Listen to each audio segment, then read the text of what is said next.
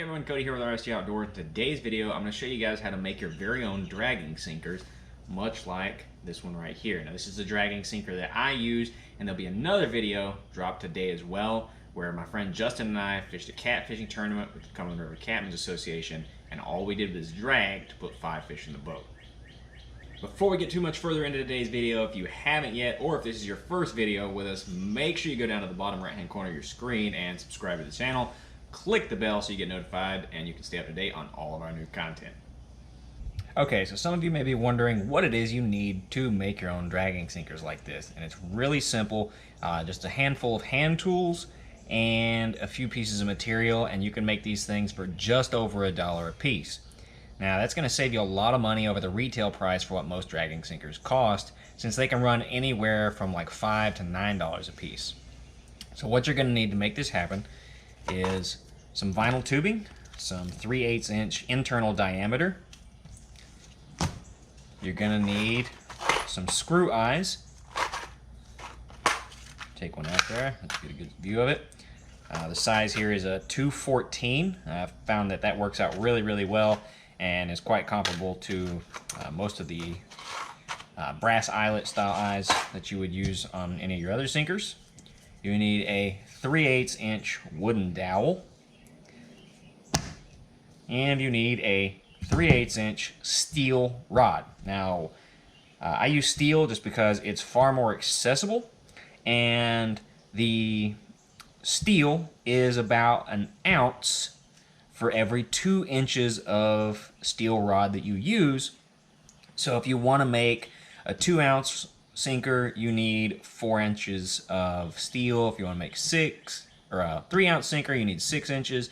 And if you do like I do and you make almost exclusively 4-ounce sinkers, then you're going to need 8 inches of rod. And these are sold in 3-foot long sections, so I can make 3 4-ounce and 1 2-ounce sinker out of a single rod, and they stay under $1 a piece. As far as tools that you're going to need a hacksaw or a grinder, anything you need to cut the steel. I just use a hacksaw because I can cut the steel relatively fast. This is a 22 TPI blade. No, correction, this is an 18 TPI blade, and it cuts it just fine. No issues there. It cuts through pretty fast, and I can also use it to cut the sections of dowel rod. A tape measure, so you can measure the lengths of your tubing, your rod, and your dowel. A small kitchen scale is all I use just to measure the overall weight. We're going to make a 4-ounce sinker today. It's going to put the weight just over 4 ounces. It's nothing too crazy. And you're also going to need a drill. You'll need a power drill and a small drill bit to drill the hole for your screw eye to start into your wooden dowel. And the final thing you're going to need is some sort of glue or adhesive to put everything together. I use contact cement or PVC glue. Both of those things work really well. So let's go ahead and get everything cut up, and I'll tell you all the measurements of everything you need, and let's get one of these things built.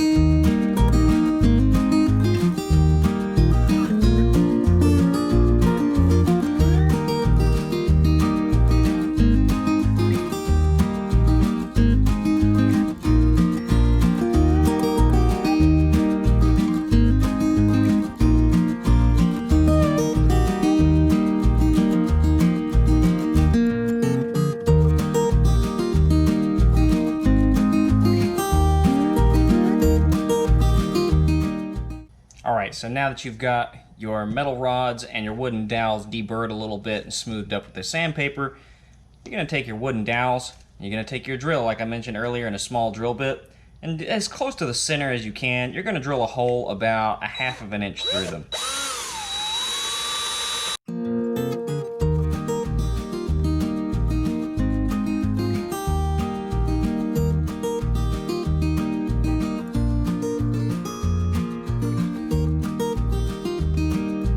Alright, now that we've got holes drilled in all of our dowels, we're going to go ahead and we're going to take our little hook, our screw eyes, and we're going to insert them in the end. And go ahead and get them threaded on. Now, something you can do that'll help you out a little bit.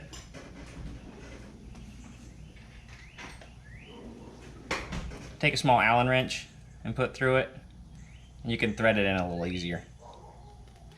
And you're wanting to drill that pilot hole just so that when you thread these things in, it doesn't cause the dowel to split.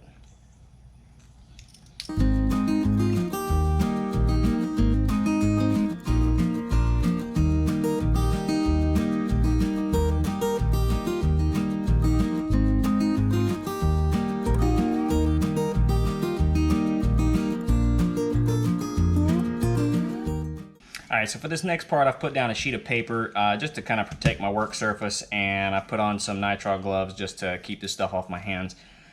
This is just contact glue or contact cement. It works well enough. It's generally meant for wood, but they list it as multi-surface, and I've never had one of these things actually come apart. So I trust this stuff pretty well. You can use PVC cement as well. You could probably just use regular super glue or Gorilla Glue, whatever you wanted. But yeah, just choose an adhesive that you prefer. So the way we're going to do this is just going to take our cement here, and I usually start with the dowel end first, and we're just going to paint it on.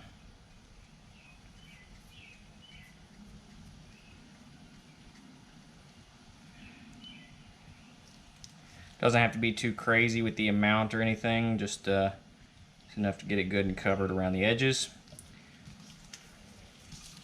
You're going to take your 5-inch long piece of vinyl tubing that you cut and your dowel rod, and you're just going to slip it in. Now a lot of your glue is going to come up around the surface there.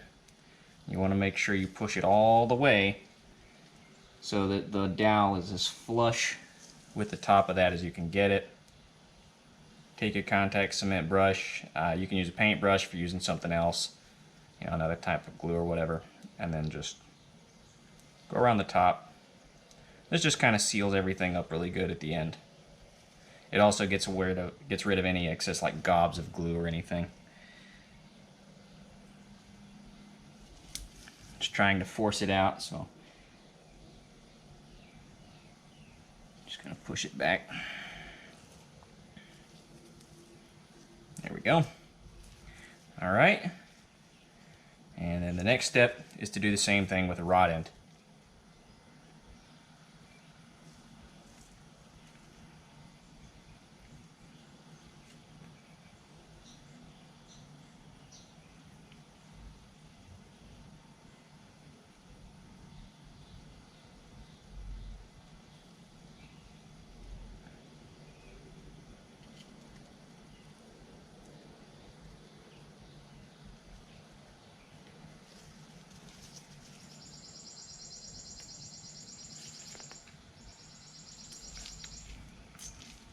Alright, so when you force the metal rod in, leave about 3/4 of an inch to an inch of airspace in there.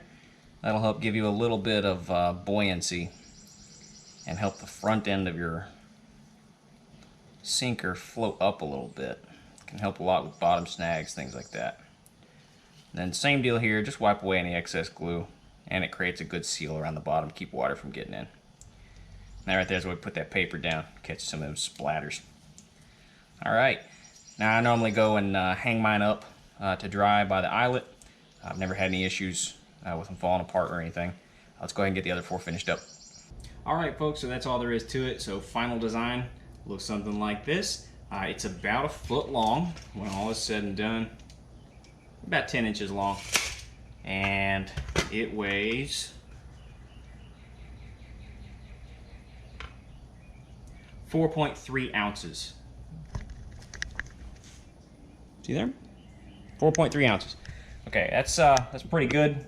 This gets us pretty daggum close to that 4 ounce that we wanted, and it probably behaves exactly like 4 ounces with the wooden dowel and that little bit of air pocket that we left, giving us a little bit of buoyancy. Because it is a steel rod, I highly recommend that you paint it a little bit. Doesn't matter what color, doesn't matter with what type of paint. Just get some spray paint that is designed to paint plastic as well, because the vinyl tubing won't take it otherwise. You know, like a Krylon Fusion, something like that will work just fine. Paint it any color you like. It'll prevent the corrosion, and these things drag phenomenally well. If you use the rods that I was using, the 3-foot rods, or the 4-foot rods rather, you'll end up with one extra piece that's 4 inches long, and you can use that to make a 2-ounce sinker. Yeah, that's all there is to it. Video that's coming out today as well will show you exactly how well these work, where my buddy Justin and I fished a tournament, and all we did was drag using these sinkers, and we managed to put 5 fish in the boat. So thank you very much for watching, and I'll catch you next time on RSG Outdoors.